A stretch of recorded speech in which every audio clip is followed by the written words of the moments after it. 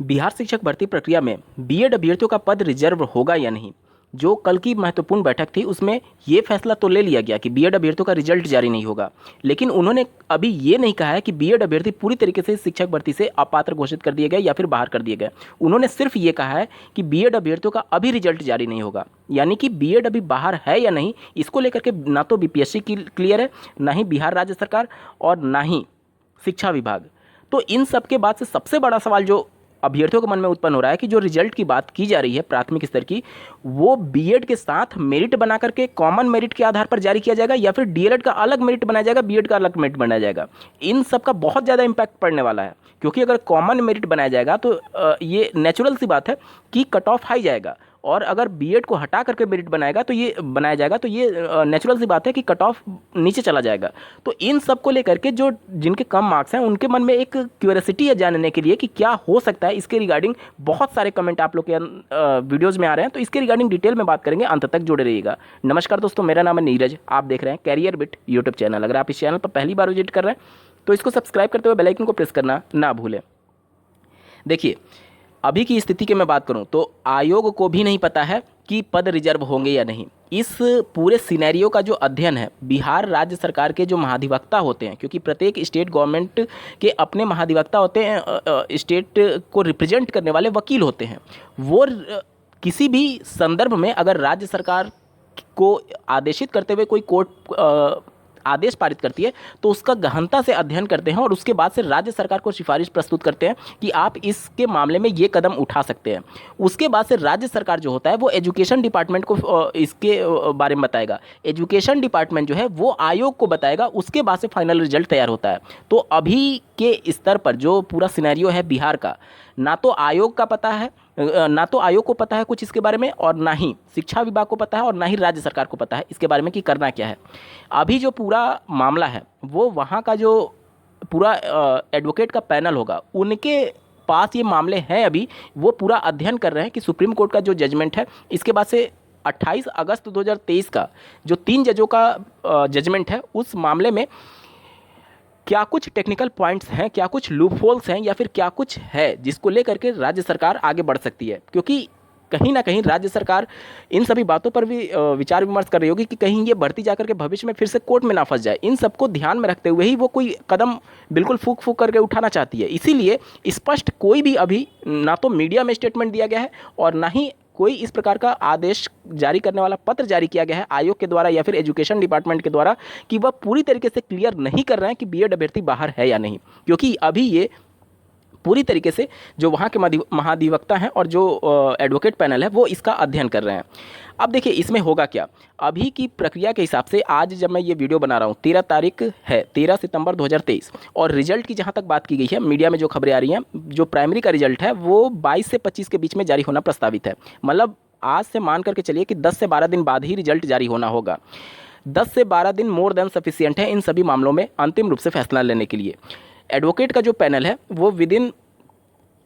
3 to 4 days इस मामले में अंतिम रूप से फैसला ले लेगा, ठीक है। उसके बाद से राज्य सरकार को वो अपना जो भी उनका रिपोर्ट होगा वो सबमिट कर देंगे कि इस मामले में क्या हो सकता है या फिर क्या करना है। उसके बाद से जो वहाँ का एजुकेशन डिपार्टमेंट है वो अवगत करा देगा बीपीएससी को, उसके हिसाब से कार्य किया जाएगा। और जहाँ तक बात है कि एनसीटी का क्या रुख है, तो जिस प्रकार से एनसीटी पर अभ्यर्थियों ने आरटीआई दाखिल करके इसके बारे में पूछा था कि अब बीएड अभ्यर्थियों की एलिजिबिलिटी के संदर्भ में क्या कुछ कहना है, तो उन्होंने 2 से 3 दिन में आरटीआई का जवाब दे दिया था। अब आप खुद सोचिए कि जब राज्य सरकार का कोई एक रिप्रेजेंटेटिव, एजुकेशन डिपार्टमेंट का जब कोई एक रिप्रेजेंटेटिव अगर पत्र लिखता है, आज तो ईमेल का ज़माना है,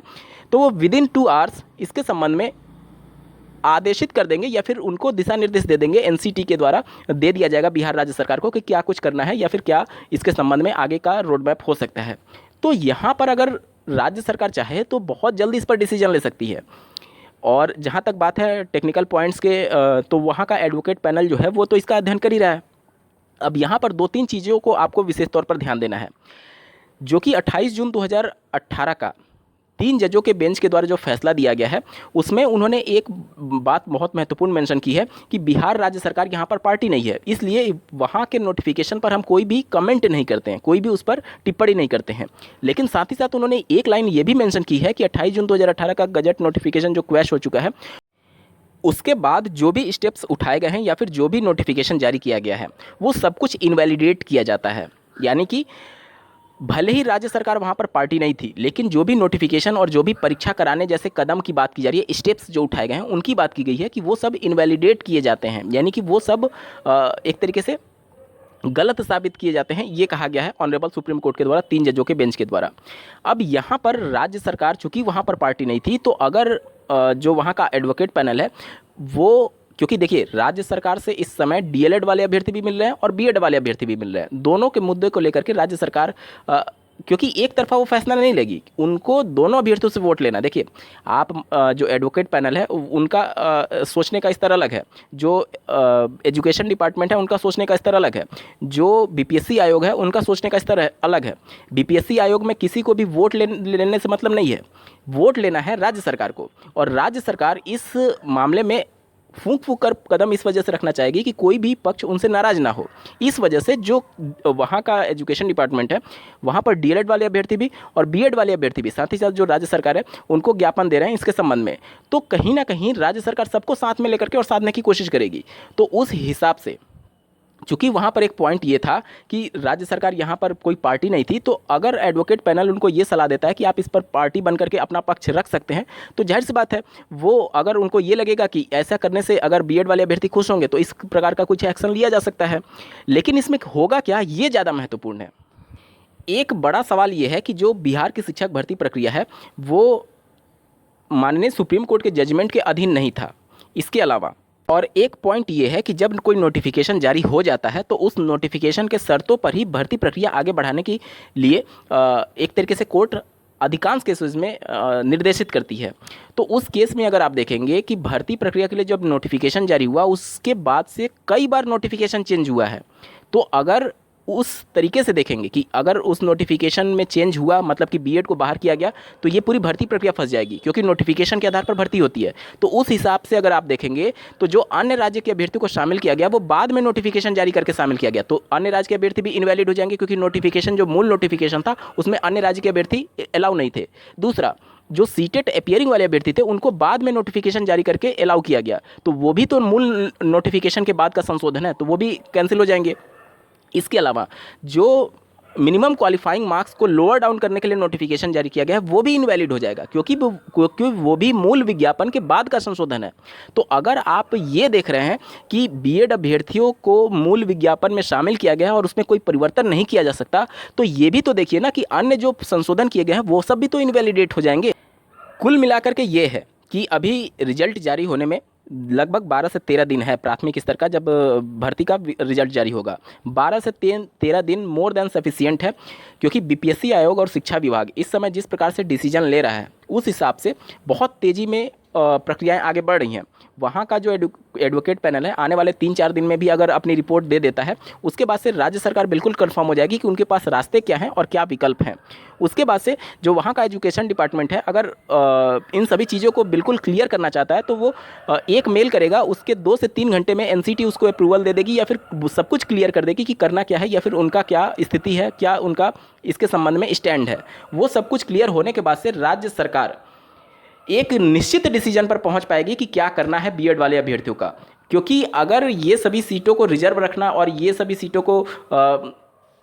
होल्ड पर रखना या फिर ये सभी चीज आधा रिजल्ट जारी करना बाद में आधा रिजल्ट जारी करना, तो बहुत कुछ और ज़्यादा मामले केस में जाएंगे, कोर्ट में जाएंगे। तो इन सब को देखते हुए एक बिल्कुल साफ सुथरी परिस्थिति पहले से ही अगर क्लियर हो जाए तो वो सबके लिए बेहतर होगा, बीएड के लिए भी और डीएलएड के लिए भी। क्योंकि आज अगर बीएड वाले उम्मीद में बैठे रहें, आज से 2 साल बाद जाकर के उनको पता चले कि नहीं मैं इस शिक्षक भर्ती के लिए एलिजिबल नहीं हूँ या फिर उस समय बाहर किया जाए, उससे तो अच्छा यही है ना कि आज ही उनको क्लियर पता चल जाए। आप खुद सोचिए ना कि आज एक बीएड कैंडिडेट को उम्मीद बंधी है कि हाँ इसमें मेरा हो जाएगा, आज के बाद 2 साल तक ये मामले कोर्ट में चलते रहे, 2 साल के बाद पता चले कि नहीं आपका नहीं होगा, तो उस मनोस्थिति से अच्छा तो यही है कि आज ही पता चल जाए।